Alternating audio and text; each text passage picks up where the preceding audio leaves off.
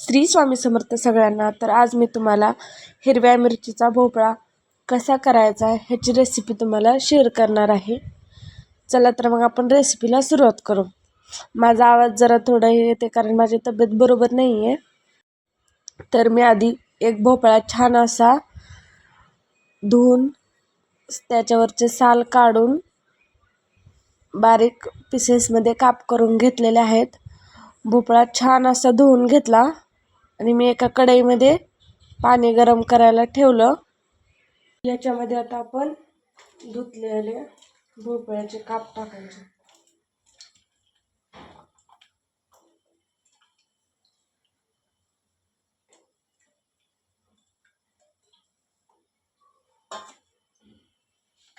त्यानंतर चवीपुरतं मीठ टाकायचं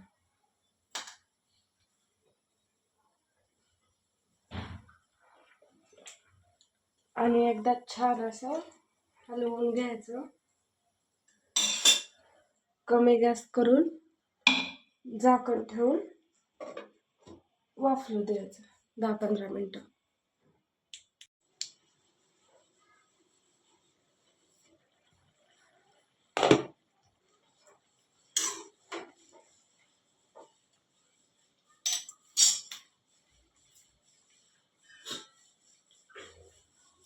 त्यानंतर आपला असा छान असा भोपळा शिजलेला आहे. आता आपण हा भोपळा एका भांड्यामध्ये काढून घेऊया.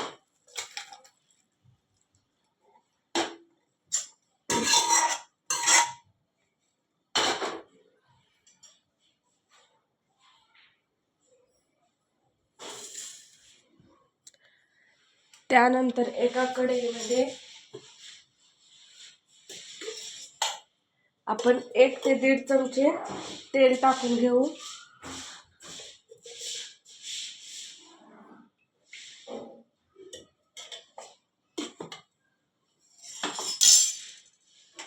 तेल छान असं गरम होऊ देऊ.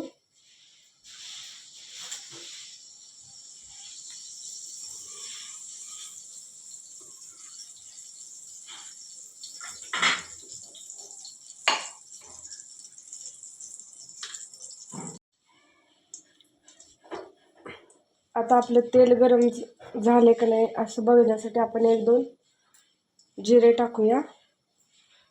जिरे आता चांगले फुलायला लागले ते म्हणजे आपलं तेल तापलेलं आहे. आता आपण जिरे मोहरी टाकून घेऊया.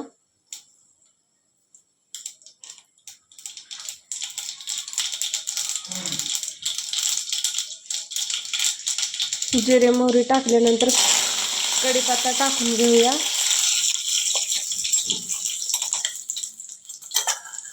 त्यानंतर हिरवी मिरची टाकताना गॅस बारीक करायचा, नाही तर ठसका उठते घरात.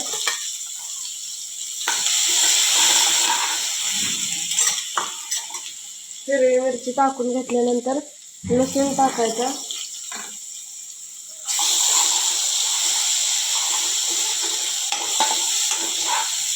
छान असं वाफलू द्यायचं.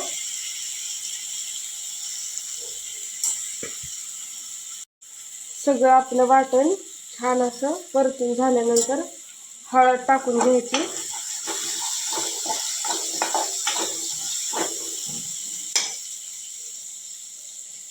आणि आपण जो भोपळा शिजवून घेतलेला आहे तो टाकायचा. भोपळ्याच्या भाजीमध्ये वाटण परतताना थोडंसं बेसन टाकून घ्यायचं, म्हणजे भाजी अशी सुट्टी सुट्टी होत नाही, एकजीव होते. माझ्या मगाशी लक्षात नव्हतं त्यामुळे मग आता लक्षात आलं. आता टाकून घेतलंय थोडंसं बेसन. आता नंतर आपली भाजी छान अशी एकजीव होते.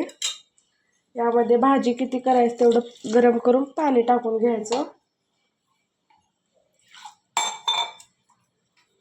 मी आधीच पाणी गरम करून ठेवलं होतं, ते टाकून घेतलंय मी. छान असं गरम पाणी टाकल्यानंतर 5 मिनिटं गरम होऊ द्यायचं. आणि त्यामध्ये शेंगदाण्याचं कूट टाकायचं. जरा थोडंसं कूट मोठाडच ठेवायचं म्हणजे खाताना छान लागतं. तुम्हाला जर भोपळा शिजवताना जर तुम्ही मीठ कमी टाकलं तर तुम्ही नंतर थोडंसं मीठ टाकून घ्या.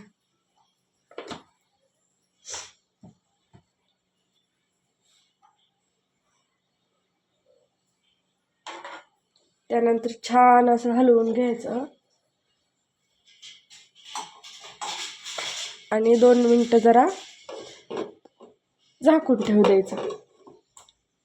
छान असा मंद आचेवर भोपळा जरा 2 मिनटं वाफवून घ्यायचा, म्हणजे चवीला एकदम मस्त लागतो. भोपळा आपला छान असा मंद आचेवर शिजतोय तोपर्यंत आपण भोपळ्यासोबत खाण्यासाठी भाकरी बनवून घेऊ.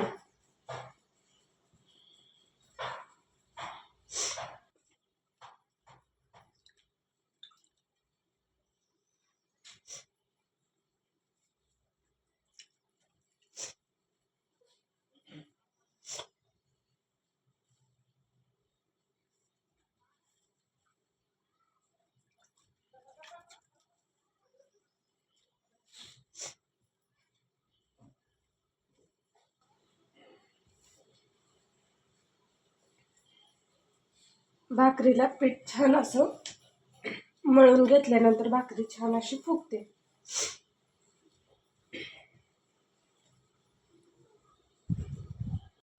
त्यानंतर आपण आपला भोपळा छान असा वाफरलाय का बघून घेऊ. तर छान असा भोपळा वाफरलेला आहे. आता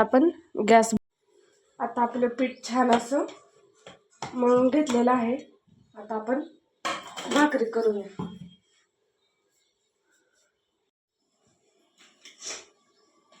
आधी मी गॅसवर तवा ठेवला होता, गॅस बारीक करून.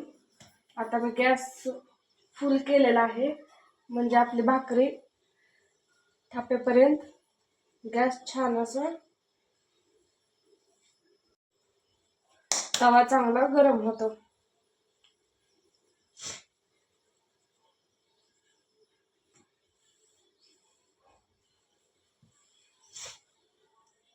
पीठ थोडंसं घ्यायचं, माझ्याकडून जरा जास्त घेतलेलं आहे.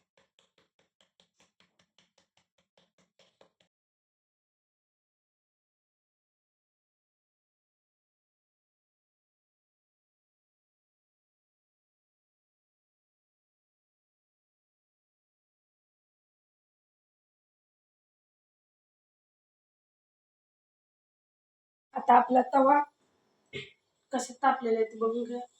बघा चटकाय लागलेला आहे. आता आपण त्यावर भाकर टाकून घेऊ.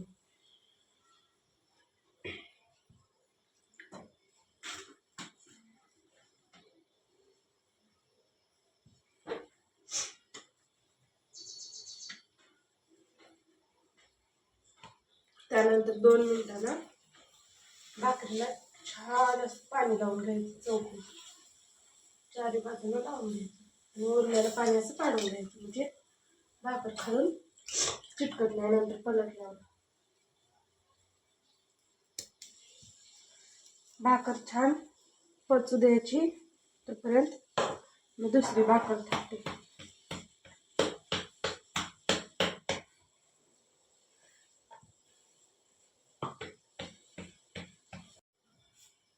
आता आपली भाकर चांगली पचलेली आहे. आपण उलटून घेऊ. थोडंसंच हात लावायची गरज आहे. आपली भाकर छान अशी मनाने उलटायला लागलेली आहे. आता अजून 2-3 मिनिटं छान अशी पचू द्यायची.